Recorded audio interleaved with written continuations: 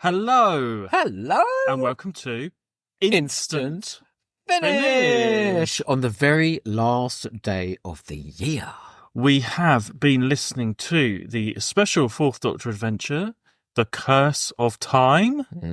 Actually, this is the first Fourth Doctor story we've talked about on Finish Big. Is it whatever? Ever. Wow. Well, apart from Once and Future, but that doesn't count. I could tell you one or two things about The Curse of Time. Look at my face. Oh, dear. Well, this is celebrating 50 years of the Fourth Doctor. You mean Tom Baker, MBE? Starring Tom Baker, MBE? Sadie Miller, and Christopher Naylor. I say. Well, what do you think? I mean, this is supposed to fit into season 12. Yeah, and I think it does perfectly. It's almost like a be careful what you wish for, right? You and me bang on all the time about these extra special releases, Once in the Future, Trials of a Time Lord, throwing everything in, and we say, just tell a fucking story. Well, Jonathan Morris has been listening. Yeah. And he just told the story. And I think I'm a bit more favourable on this than you are. Because I think this suits the season 12 Philip Hinchcliffe time really, really well. A gothic setting, sort of. It's Earth in the future, isn't it? All decaying. And these two sides that are there, and a religion and all this stuff, like a bit like the Sisterhood of Khan. You know, all of that feels It's real. all of those elements, Possession. all of those season 12 elements, with a bit of Hinchcliffe in there as well, all just put into the pot, but not in your typical Big Finish Trials of a Time Lord, Once and Future way. It actually is done, considered, and quite simple, really. Just a 4-part story. You know, we're not getting a huge box set for the Fourth Doctor visiting Tomb of the Cybermen again or something like that.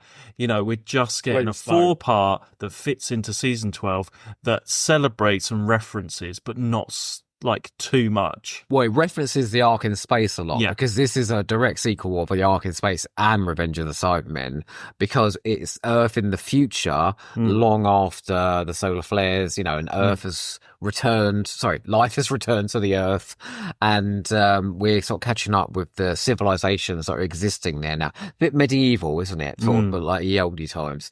And I thought all of that was really well done. I liked how this had a considered pace as well, so it staggers its twists slowly, and there's just a little bit eked out of each episode. My one complaint would be that I was expecting a bigger revelation to come. I kept saying to you, sort of after episode 2, you think, okay, so something. I kept thinking, is this all real? What is real? What is not? It felt a bit, I don't know, Axis of Insanity or something in my mind. I thought something like that would happen. But I was thinking that because they kept intimating that something had happened when the Ark was sent off and all of that, and the solar flares were coming. I said to you, my God, what are the solar flares? It was all a con. And like the Earth was ravaged for another reason. Like they sold the Earth out for some reason. No, it was none of that at all. This was literally just in the future, and a scientist who was working on time travel experiments back in the day of the Ark has found himself in the future, but caught between sort of two things, isn't he? So he doesn't quite exist. He's sort of materializing, but not materialized. Sort of like caught in the transporter beam of Star Trek. That's how he is. And he needs to transport the contents of his mind into somebody that's there. And so who does he choose? Harry. Well, I think he originally was going to choose the Doctor. Well, and then that goes wrong when Tom Baker at the end of episode 3 goes, oh, and instead he chooses Harry, which gives Christopher Naylor the chance. I mean, all the performances are really good. I mean, everyone's obviously saying Tom Baker sounds older, but that's because he is older, so it doesn't really matter. He's fucking 90! Give him a break! Like all the other Do you still want stories with Tom Baker? He's 90 fucking years old. I'm going to record you people now, and then I'm going to record you people. I don't think it's a complaint. 90. It's not a complaint. I've seen people saying, oh, you can really hear his age now. But you can tell all of the Doctors are older. All of them. Colin Baker, 9 Sylvester decades McCoy. old. Forgot. Well, maybe and the recast. Some Obviously, some people don't like the recast, but I think they're absolutely fine. There's no problem with them at all. I mean, I think I said to you, Christopher Naylor sounds more like Harry with the Fourth Doctor and Sarah. He really does lean into that, oh, I say, old bean, all of this. And while Sadie Miller doesn't sound exactly like Elizabeth Sladen, she's got that sort of breathy earnestness. She sort of says every line like that. But you know what I mean? I've heard her enough now. I mean, I think some people are going to be sold. I'm sold. Some people will be picking this up as because it's that 50th anniversary story, and they probably wouldn't have picked up any of the other recasts. So it's going to be a bit more jarring for them. But if you're a regular Big Finish listener, I don't think it's going to be. It's not a problem at all. It didn't come into our mind. You just don't think about the recast or anything. They are the characters. I think that is it. You're just thinking about the story. Tom is sometimes he's just playing Tom rather than. So he kind of goes, "Oh yes, Harry, Sarah." Yeah, and do you remember him doing that back in the 70s? Well, no, yeah. I mean, it doesn't really fit. If you're in the middle of a season 12 marathon, I don't know how this would fit. Let me just please say this: if you want Tom Baker in Doctor Who audios now, take him as he is, and just be grateful that a brilliant fucking actor is taking part in these audios. And it's wonderfully directed by Helen Goldwyn. Oh, our love, who I don't think she got to She didn't get to Christmas #1, unfortunately. No, we tried to push it. We did try with her Christmas song. We downloaded that song, Bend Me Over Backwards on the hosted trolley loads of times. That's a different one. Oh, was it? Okay. Yeah. Anyway, no, beautifully realised, great music. I think always the Fourth Doctor stories have got great music. I don't know if it's Jane Robertson. I would love another box set with these guys. If they've done that or not, who knows? I'm intrigued to hear the arc now. The love stories. Yeah. Don't know just maybe not Genesis of Terror though. No one needs that. No one needs that. Did you know? I was going to say imagine in another world we got Genesis of Terror as the 50th anniversary story, because someone that Big Finish thought of that.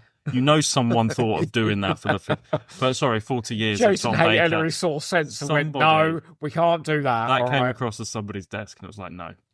What I will say is, the evil scientist, before he turns into Christopher Naylor, do you know who that was? Who? It was Terence Wilton. Oh, yeah. Previously, Mark in Invasion of the Dinosaurs. Oh, him! Oh, the athlete. Yes, yeah.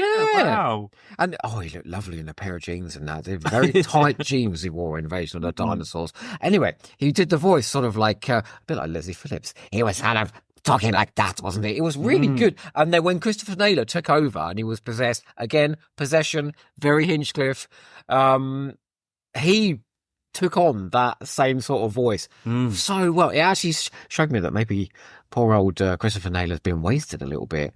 He's brilliant, actually. When he was evil, he was When you're great. doing those recasts, you are sort of stuck to do a bit of a recreation. You can't push it too differently, can you? So I was just waiting for the bit where Sadie Miller came in and went, is Harry still in there, Doctor? He must still be in there. Is his mind? And she absolutely did it as well.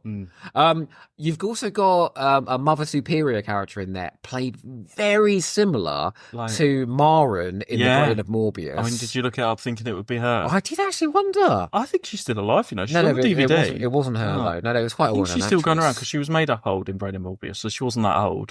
So, actually, she probably is dead by now. I did wonder if I would come out of this after listening to the first three, okay, that was all right. Actually, I came out of this thinking, you've hit the brief perfectly. You've told a really good story. You've done all the trappings of the Philip Hinchcliffe era. You've told a story which shows the impact of another adventure that featured the Fourth Doctor, Sarah and Harry. And you've given all the regulars interesting things to do. It's not like an amazing classic. It's a middling. Not everything has to be an amazing classic. I know, but it's not one that's like, oh wow, you've got to go and get this. This is like the best Big Finish for a while. The bar was high though, because Jonathan Morris, the last thing he gave us was Fugitive of the Daleks. I mean, our high it sort of swings from one to the other, doesn't it? You get all the, we complain about the Once and Future, The Last Days, all of these over the top things, and then you get the other end where you get things like this, Stuff of Legend. A classic, straightforward story. What this feels like, basic, what this feels like? Good. A good main range story from 1 to 100. Yeah. In Gary Russell's time, and Hoorah, Henry, for that, may I say. More of that, please. Yeah, okay. No, I would like more of that. Yeah. As an anniversary one, do you know what? I'm kind of pleased they went this way. But also, they didn't do the big fanfare and the Yeah. marketing of it all, The really, next did last they? day, you know. I think just the selling point was it was the Dr. Sarah and Harry, which they haven't done before. They could have said it like between Keeper of Traken and Legopolis and had every, you know, everyone fourth turning Doctor up. companion coming. No, instead they went to when Tom was absolutely triumphant in his first couple of years and told a story that was very faithful to that era. I think it was a bit of a success. Maybe a qualified success, but a success all the same. Yeah. Yeah, I would listen to this again. Yep, give it a go, everyone. Well, in the meantime, don't forget. What are we doing next for the instant finishes? I don't know. Depends what we get round to. Oh. Okay. In the meantime, you'll all find out. Happy anniversary, Tom Baker, MBE. And don't forget to finish instantly big. Oh, yes!